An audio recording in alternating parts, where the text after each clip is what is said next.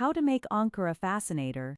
A fabric fascinator is that cute headpiece you see at wedding, church, or parties. You can make one at home in about 1 to 2 hours with just a few materials. What you need: base cinnamon disc, buckram circle, or thick felt cardboard -10 centimeters to 15 centimeters. Fabric satin, organza, tulle lace or Ankara scraps. Decorations feathers, flowers, beads, brooch, ribbon.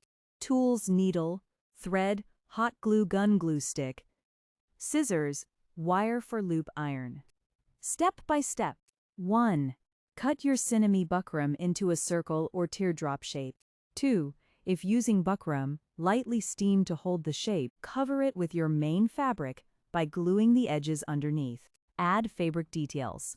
Pick 1 to 2 of these to give it volume. Rose cut 3 fabric circles. Fold and stitch into a rose glue to base. Tulle loops cut 20 centimeters. Tulle strap, fold in half. Stitch middle, fluffy them out. Bows, make a simple satin's bow with ribbon. Ankara twist, cut thin strips of Ankara. 3. Attach your headband comb.